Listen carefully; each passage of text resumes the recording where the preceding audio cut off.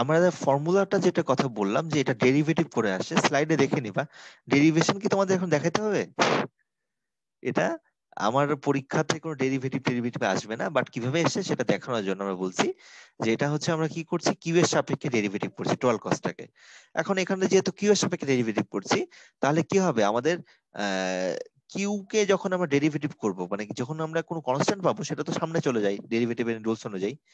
আর যখন কনস্ট্যান্ট থাকে না, তখন নর্মাল যেটা ভেরিয়েবল পাওয়া যায়, সেই ভেরিয়েবলটাকে কি ডেরিভেটিভের ফর্মুলা অনুযায়ী আমাদের কি করতে হয়, মডিফাইড করতে হয় বা চেঞ্জ করতে হয়।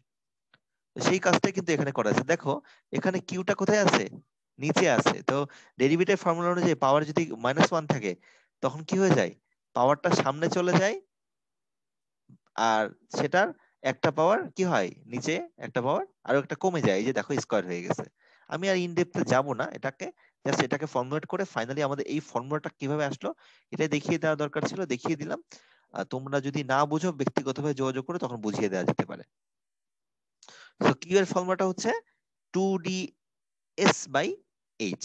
অনেক জায়গায় বা অনেক বইয়ে এই কিউটাকে কিউ স্টার নামে বলে। কিউ কি বলে, কিউ স্টার।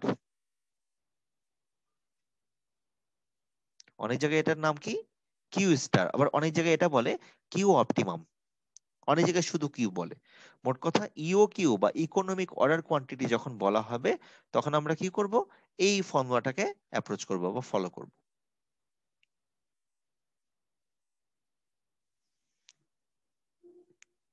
সো এখানে একটা লোকাল ডিস্ট্রিবিউটরে একটা তারা টায়ার প্রোডাকশন করে, এবং তারা বছরে তাদের একটা স্পেসিফিক টায়ারের ডিজাইনিং এর তাদের ডিমান্ড কত দেখতে পাচ্ছি, অ্যানুয়াল ডিমান্ড। দেখ বলছে যে ফর নেক্সট ইয়ার তার ডিমান্ড কত, 9600।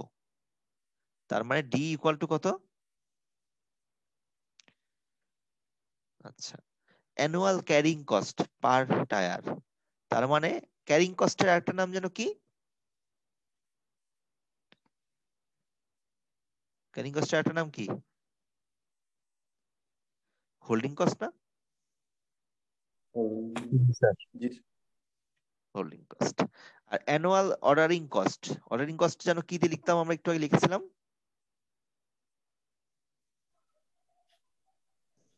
কিউ এস, এস দিয়ে। এখন বলতেছে ডিস্ট্রিবিউটর তারা হচ্ছে 288 দিন প্রোডাকশন অপারেশন করে, মানে 365 দিনের মধ্যে 288 দিন তাদের ফ্যাক্টরিটা চলে। এখন আমরা জানতে চাচ্ছি এই কোশ্চেনে যে what is the EOQ, what is the how many times per year does store reorder, মানে সে বছরে কয়টা অর্ডার করবে। আচ্ছা, তারপর expected number of orders in days, যে একটা অর্ডার কতদিন চলবে, আর টোটাল কস্টটা ইওকিউ যদি ফলো করা হয়।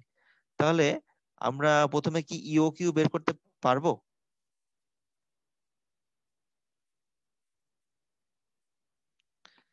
ইওকিউ এর ফর্মুলাটা কি, একটু আগে বললাম,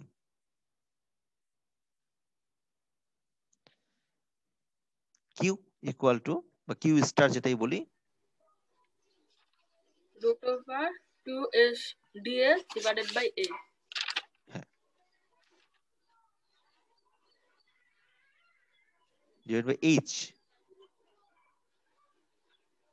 এটাকে রুট ওভার করতে হবে। এখন এখানে তো রুট সাইন দেওয়া যায় না, আমি একটু কোন রকম রুটের মতো একটু আঁকার চেষ্টা করি, কোন রকম হলো, আহামরি ভালো হয়নি। তো তাহলে এখানে আমরা 2 ডি এর ভ্যালু কত, আর এস এর ভ্যালু দিলাম, নিচে এইচ এর ভ্যালু দিলাম, তাই কি না?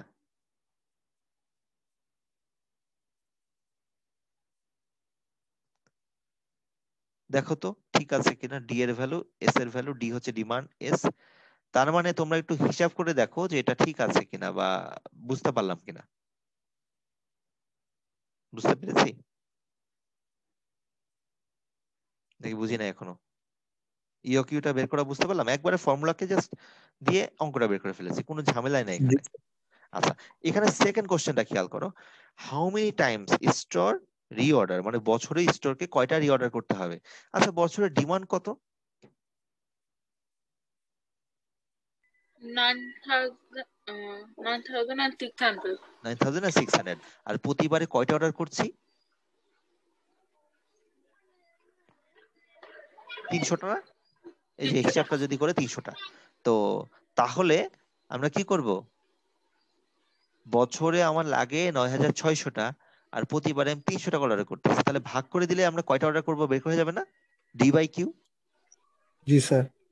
তাহলে সেইভাবেই Yes, আমি sir. জাস্ট ফর্মুলা আছে, ফর্মুলা আমি চাই না, জাস্ট তোমাকে বেসিক ইয়ে দিয়ে বুঝিয়ে দিলাম। দেখো এটাই বলেছে ডি বাই কিউ, তার মানে বছরে কয়টা অর্ডার করা লাগবে, টোটাল 32 বার অর্ডার করা লাগবে। আচ্ছা, এবার বলতেছে number of expected number of order in days, মানে একটা অর্ডার কতদিন চলে, এটার মানে কি একটা অর্ডার কতদিন চলে। এখন ফ্যাক্টরিটা কতদিন রান করে, তারা একটু আগে লেখা ছিল 288 দিন, তাই তো? কতদিন একটা ফ্যাক্টরি রান করে, মানে বছরে 365 দিন না, কিন্তু 288 দিন। আর বছরে কয়টা অর্ডার করা লাগে, 32টা স্যার। তাহলে একটা অর্ডার কতদিন চলবে বের করতে পারবো, 288/32 না? ভালো করে খেয়াল করো, বছরে তোমার 288 দিন তোমার ফ্যাক্টরি চলে, এই 288 দিনের মধ্যে 32 দিন তোমার কি করা লাগে, অর্ডার করা লাগে। তাহলে একটা অর্ডার থেকে আরেকটা অর্ডারের মধ্যবর্তী সময় কয়দিন, এটা ভাগ করে দিলে চলে আসার কথা কিনা। জি স্যার। এই যে ঠিক আছে, এটা ফর্মুলা আছে, আমি বারবার বলছি ফর্মুলা দরকার নেই, কনসেপ্ট দিয়ে বুঝলেই হয়ে যায় যে 288 দিন আমার পুরো ফ্যাক্টরিটা চলে, আর আমার 32টা অর্ডার করা লাগে, তাহলে আমাদের একটা অর্ডার এভারেজে কয়দিন চলে, 9 দিন চলে। লাস্টে বলেছে টোটাল কস্ট, যদি ইও কিউ অর্ডার করা হয়, টোটাল কস্টের ফর্মুলাটা যেন কি, D by Q into S plus Q by 2 into H, না?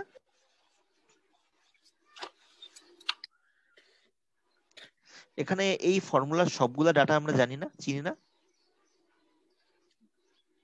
Yes, sir. জি স্যার। তাহলে কি আমরা টোটাল কস্টটা বের করতে পারবো কিনা, দেখো তো।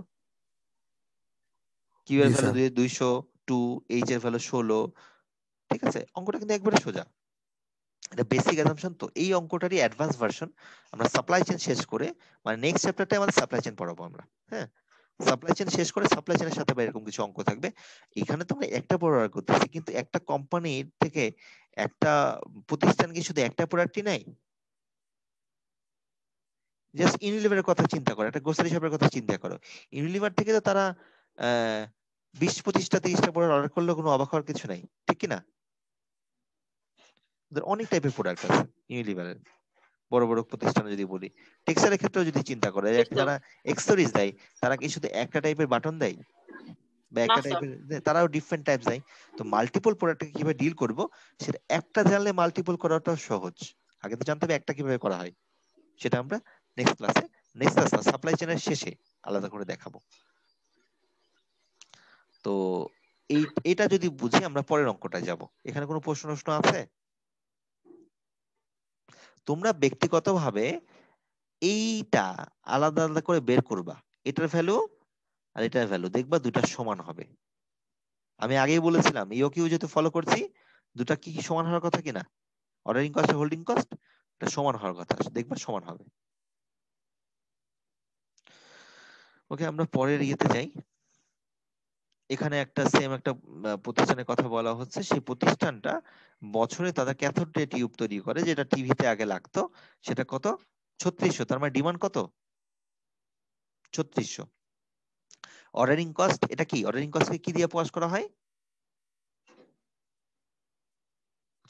এস, না? এস ইকুয়াল টু 31, আর ডিমান্ড হচ্ছে 3600। আর হোল্ডিং কস্ট এখানে সরাসরি বলা নাই, দেখতে খেয়াল করো, হোল্ডিং কস্ট কি বলেছে, অ্যানুয়াল হোল্ডিং কস্ট হচ্ছে 20% অফ দ্য প্রোডাক্ট প্রাইস, মানে প্রোডাক্টের যে দাম তার 20%। প্রোডাক্টের দাম কত ডলার দেওয়া আছে দেখো তো, $65, আর তার 20% খরচ কি আমাদের হোল্ডিং কস্ট, তাহলে ক্যাপিটাল এইচটা কি হলো 0.2 ইন্টু 65, না? সরাসরি দেওয়া নাই, এইভাবে দেওয়া আছে, আমরা কি বুঝতে পেরেছি এই লাইনটা?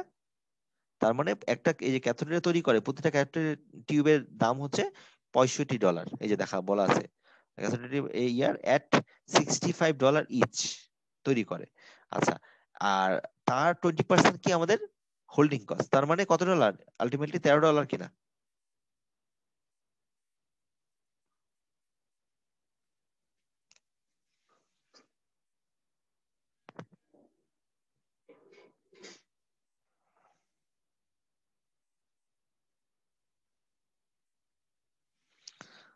এটা কি বুঝতে পেরেছি? অনেক ক্ষেত্রে আমাদের হোল্ডিং sir. পার্সেন্টেজ দেওয়া থাকবে। হোল্ডিং পার্সেন্টেজ দিলে বইয়ের মধ্যে, তোমরা বই যদি ফলো করো, একটা ফর্মুলা পেয়ে যাবা। ফর্মুলাটা হচ্ছে small H into C. Small এইচটা হচ্ছে হোল্ডিং পার্সেন্টেজ, এখানে কত সেটা 20%, আর সিটা হচ্ছে প্রোডাক্টের কস্ট, সেটা কত এখানে 65, এইভাবে আসছে। তো তোমরা চাইলে এইচ স্মল এইচ সি লিখতে পারো, অথবা ক্যাপিটাল এইচটাকে কনভার্ট করে নিতে পারো, কোনোটা দুটাতেই কোনো সমস্যা নাই। কিন্তু একটু কিছুদিন পরেই আমি হয়তোবা ওই স্মল এইচ সি লিখবো, হয়তোবা এক সপ্তাহ পরে আমি হয়তোবা লিখবো, তোমরা দেখবা তখন। ঠিক আছে? তো জাস্ট এটা অনেক বইয়ে আছে, কিন্তু আলাদা করে এক্সট্রা একটা ফর্মুলা মনে রাখতে পারো, নাও রাখতে পারো, তোমাদের ব্যাপার, কিন্তু জিনিসটা মডিফাইড করে লিখে নিলেই হবে। তাহলে সিটা কি? প্রোডাক্টের কস্ট, প্রোডাক্টের প্রাইসিং। তাহলে আমাদের এই ডাটাগুলো যদি আমাদের কাছে থাকে, আমরা এখন এখানে যে কোশ্চেন গুলো চাওয়া হয়েছে সেগুলো বের করতে পারবো কিনা। Compute the optimal quantity. Optimal quantity মানে কিন্তু ইওকিউ, ক্যারিং কস্ট, অর্ডারিং কস্ট, আর টোটাল কস্ট। দেখো এই বি আর সি কে যোগ করলে ডি পাওয়া যাবে কিনা, ভালো করে বুঝো। বি আর সি কে যোগ করলে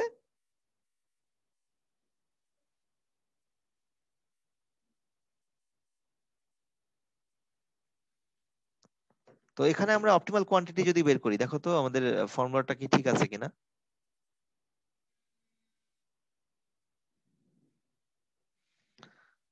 ও, আবার মুছে দিলাম।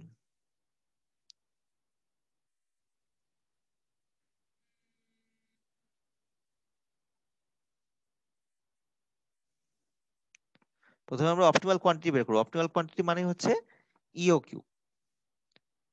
তাহলে ইওকিউ যদি বের করতে চাই,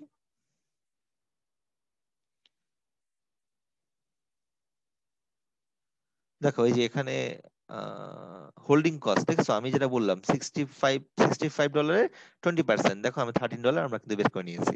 তাহলে কি ইওকিউ যদি হয়, এখানে একটা ছোট টাইপিং মিস্টেক আছে দেখতে পাচ্ছি।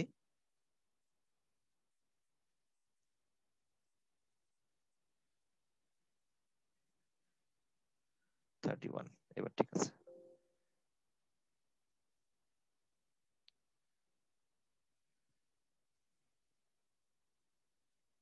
হয়নি মনে হয়।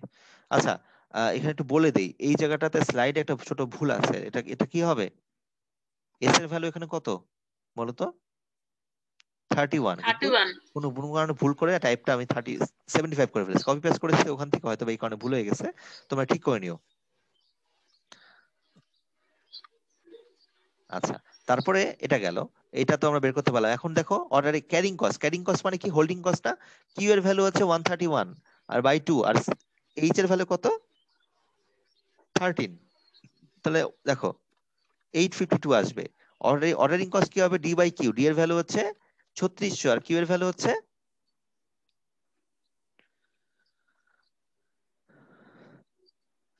হচ্ছে এখানে 131, আর এস এর ভ্যালু হচ্ছে 31। তাহলে এটা আমরা ভাগ করলে দেখছো আমি সমান পেয়ে গেলাম, আমি আগেই বলেছিলাম। তাহলে এই দুটাকে যোগ করলে আমরা কি পাবো? টোটাল কস্ট পেয়ে যাব। এইভাবেই কিন্তু আমাদের এই হিসাবটা ক্যালকুলেশনটা করা হচ্ছে। আমার কি এই ধরনের অঙ্কগুলো বুঝতে পেরেছে? আমাদের কিন্তু বেসিক টাইপের জিনিসগুলো বোঝা শেষ। কোনো প্রশ্ন থাকলে বলতে পারো। এখানে এমন এখনো এমন কিছু হয়েছে যে বুঝি নাই